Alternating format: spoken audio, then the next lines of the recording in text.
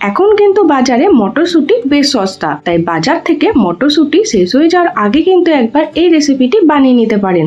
শুধুমাত্র মটরশুঁটি দিয়ে যে কচুরি বানানো হয় তা কিন্তু নয়, মটরশুঁটির এই রেসিপিটাও খেতে কিন্তু দুর্দান্ত লাগে। ভাতের সাথে হোক অথবা রুটি পরোটা, যে কোনো জিনিসের সাথে খেতে কিন্তু দারুণ লাগবে।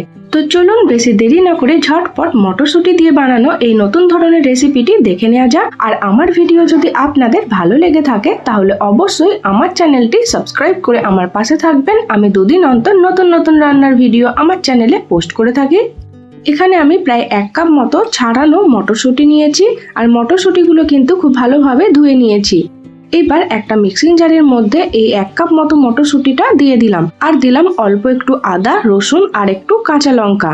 এখানে আমি অল্প কিছুটা পরিমাণে ভাজা ছোলা নিয়েছি। ভাজা ছোলা না থাকলে আপনারা ছোলার ছাতু অথবা বেসন ব্যবহার করতে পারেন। এই সমস্ত কিছু একসাথে কিন্তু খুব ভালোভাবে পেস্ট বানিয়ে নিতে হবে। প্রথমে একবার জল না দিয়ে ঘুরিয়ে নেবেন, তারপর অল্প অল্প করে জল দিয়ে কিন্তু এটার একটা পেস্ট বানিয়ে নিতে হবে। আর এই পেস্টটা যেন একদমই নরম না হয়। যদি বেশি নরম মনে হয় তাহলে আরো 2 চামচ মতো ছোলার ছাতু অ্যাড করতে পারেন। এবার একটা বোলের মধ্যে এই মটরশুঁটির পেস্টটা আমি ঢেলে নিচ্ছি। শুধু মটরশুঁটির পেস্ট বানালে কিন্তু একটু পাতলা হয়ে যায়, তাই বাইন্ডিং এর জন্য আপনারা ভাজা ছোলা, ছোলার ছাতু অথবা বেসন ব্যবহার করতে পারেন। এবার এই মটরশুঁটির পেস্টের মধ্যে দিয়ে দিলাম স্বাদ মতো নুন, সামান্য পরিমাণে চিনি আর প্রায় 1 চামচ মতো ভাজা মশলা। এই সবকিছু কিন্তু মটরশুঁটির পেস্টের মধ্যে খুব ভালোভাবে মিশিয়ে নিতে হবে। দেখুন এখানে মটরশুঁটির পেস্ট কিন্তু রেডি হয়ে গেছে। এই মটরশুঁটির পেস্ট থেকে প্রায় 1 চামচ মতো পেস্ট কিন্তু আমি তুলে আলাদা জায়গায় রেখে দিচ্ছি। এই তুলে রাখা পেস্টটা কিন্তু পরে আমি রান্নার মধ্যে ব্যবহার করব। আর এর মধ্যে দিয়ে দিলাম অল্প একটু কোচানো পেঁয়াজ। পেঁয়াজটাও কিন্তু মটরশুঁটির পেস্টের সাথে ভালোভাবে আমি মিশিয়ে নিচ্ছি।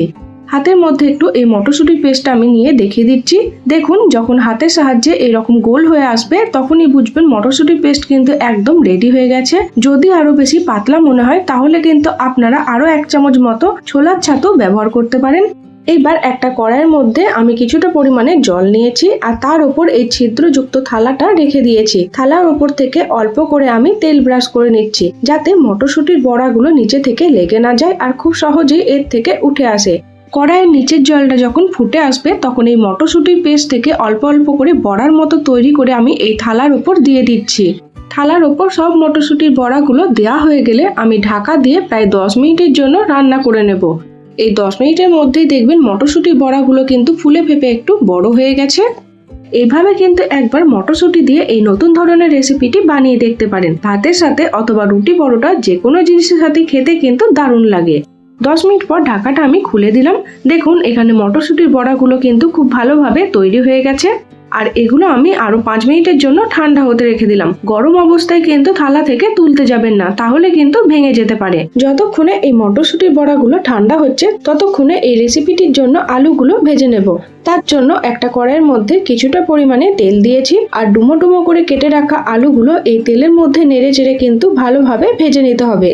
5 মিনিট পর মটরশুঁটির বড়াগুলো ঠান্ডা হয়ে যাওয়ার পর থালা থেকে আমি তুলে নিচ্ছি। দেখুন কত সহজভাবে থালা থেকে বড়াগুলো এক এক করে উঠে চলে আসছে। থালার মধ্যে অল্প একটু তেল ব্রাশ করার ফলে কিন্তু বড়াগুলো খুব সহজভাবে এই থালা থেকে উঠে চলে আসছে। আর এইভাবে কিন্তু আপনারা মটরশুঁটির বড়াগুলো একবার বানিয়ে প্রায় 1 সপ্তাহের জন্য যে কোনো এয়ারটাইট কন্টেনারের মধ্যে রেখে কিন্তু স্টোর করে রাখতে পারবেন। তারপর যখন মন যাবে তখনই কিন্তু মটরশুঁটির এই রেসিপিটি খুব তাড়াতাড়ি বানিয়ে ফেলতে পারবেন। আর এদিকে আলুগুলো কিন্তু বেশ লাল লাল করে ভাজা হয়ে গেছে, আর প্রায় 50% মতো কিন্তু এই ভাজতে ভাজতেই সেদ্ধ হয়ে গেছে। এক এক করে আলুগুলো তুলে আলাদা জায়গার মধ্যে আমি রেখে দিচ্ছি। আলু ভাজার ওই একই তেলের মধ্যে মটরশুঁটির বড়াগুলো আমি এক এক করে দিয়ে দিলাম, আর তেলের মধ্যে হালকা করে নেড়ে চেড়ে কিন্তু এই মটরশুঁটির বড়াগুলো আমি ভেজে নিচ্ছি। এইভাবে বড়াগুলো যদি একটু তেলের মধ্যে ভেজে নেওয়া হয় তাহলে এর টেস্ট কিন্তু অনেকটাই বেড়ে যাবে। দেখুন এখানে বড়াগুলো কিন্তু হালকা করে ভাজা হয়ে গেছে। এক এক করে বড়াগুলো তুলে আলাদা জায়গার মধ্যে আমি রেখে দিচ্ছি।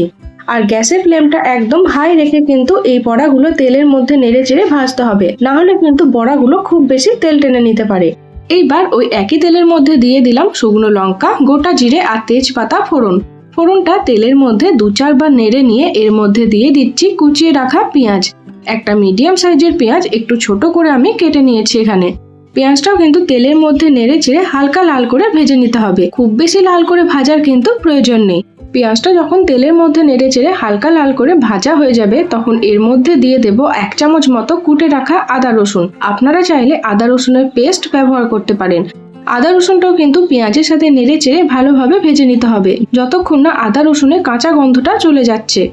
এখন যখন বাজারে মটরশুঁটি একবারেই সস্তা তখন ওই মটরশুঁটি বা কলাইশুঁটি দিয়ে একঘেয়েমি কচুরি বা পরোটা বাদ দিয়ে আপনারা কিন্তু মটরশুঁটির এই রেসিপিটি বানিয়ে দেখতে পারেন। গরম গরম মটরশুঁটির এই রেসিপিটি রুটি অথবা ভাতের সাথে খেতে কিন্তু দুর্দান্ত লাগে। আদা রসুন ও পেঁয়াজটা যখন ভালোভাবে ভাজা হয়ে যাবে তখন এর মধ্যে দিয়ে দেব 2 টমেটো কুচি। এখানে টমেটোর পরিমাণটা একটু বেশি ব্যবহার করবেন, তাহলে এর মধ্যে একটা টক মিষ্টি ফ্লেভার আসবে আর খেতে তো বেশ ভালো লাগে। টমেটোটা 2-4 বার নেড়ে নিয়ে যখন একটু গলে আসবে তখন এর মধ্যে দিয়ে দেব 1/2 বাটি মতো জল আর এক এক করে কিছু গুঁড়ো মশলা আমি এর মধ্যে দিয়ে দিচ্ছি। প্রথমেই দিয়ে দিলাম স্বাদ মতো নুন, অল্প একটু চিনি, কাশ্মীরি লঙ্কার গুঁড়ো, হলুদ গুঁড়ো, ঝাল লঙ্কার গুঁড়ো, 1 চামচ মতো জিরে গুঁড়ো আর 1 চামচ মতো ভাজা মশলা। এই সমস্ত গুঁড়ো মশলার সাথে খুব ভালোভাবে নেড়ে চেড়ে আমি মিশিয়ে নিচ্ছি। আর মশলাটা কিন্তু কষিয়ে নিতে হবে যতক্ষণ না এর থেকে একটু তেল ছাড়তে শুরু করে দেয়। দেখুন মশলাটা কিন্তু এখানে খুব ভালোভাবে কষানো হয়ে গেছে আর এর থেকে তেল ছাড়তে শুরু করে দিয়েছে। এবার এর মধ্যে দিয়ে দিচ্ছি 1 কাপ মতো কাঁচা মটরশুঁটি আর যে মটরশুঁটির পেস্ট আমরা তুলে রেখেছিলাম সেই পেস্টটাও আমি এর মধ্যে অ্যাড করে দিচ্ছি। এই মশলার সাথে মটরশুঁটি আর মটরশুঁটির পেস্টটা কিন্তু খুব ভালোভাবে নেড়ে চেড়ে মিশিয়ে নিতে হবে। 2 থেকে 3 মিনিটের জন্য এই মশলাটা রান্না করে নেওয়ার পর এর মধ্যে ঢেলে দিলাম 2 বাটি মতো জল দিয়েও কিন্তু এই মশলাটা বেশ ভালোভাবে আমি মিশিয়ে নিচ্ছি। আর এটাকে ঢাকা দিয়ে 10 মিনিটের জন্য রান্না করে নেব যতক্ষণ না অবধি মটরশুঁটিগুলো একটু সেদ্ধ হয়ে আসে। প্রায় 10 মিনিট পর ঢাকাটা আমি খুলে দিলাম। দেখুন এখানে মটরশুঁটিগুলো কিন্তু প্রায় সেদ্ধ হয়ে এসেছে। এবার এর মধ্যে দিয়ে দেব আগে থেকে ভেজে রাখা আলু আর মটরশুঁটির বড়াগুলো। এই গ্রেভিটার সাথে সমস্ত কিছু খুব ভালোভাবে নেড়ে চেড়ে আমি মিশিয়ে নিচ্ছি। সবকিছু গ্রেভির সাথে খুব ভালোভাবে মেশানো হয়ে গেলে এর মধ্যে দিয়ে দিলাম প্রায় আরো 1 কাপ মতো জলটা দিয়ে যখন গ্রেভিটা ফুটে আসবে তখন এর উপর থেকে ছড়িয়ে দেবো কিছুটা পরিমাণে কাসুরি মেথি। আর এটাকে ঢাকা দিয়ে আরো 10 মিনিটের মতো রান্না করে নেব যাতে আলু আর বড়াগুলো খুব ভালোভাবে সেদ্ধ হয়ে যায়। আলুগুলো কিন্তু ভাজার সময় 50% মতো সেদ্ধ হয়ে গেছিল, তাই আর 10 মিনিট রান্না করলেই কিন্তু এগুলো খুব ভালোভাবে সেদ্ধ হয়ে যাবে। মটরশুঁটি দিয়ে তৈরি এই রেসিপিটা বানানো কিন্তু খুবই সহজ। এখনো অবধি যদি আপনারা বানিয়ে না থাকেন তাহলে একবার কিন্তু বানিয়ে দেখতে পারেন। 10 মিনিট পর ঢাকাটা খুলে দিলাম।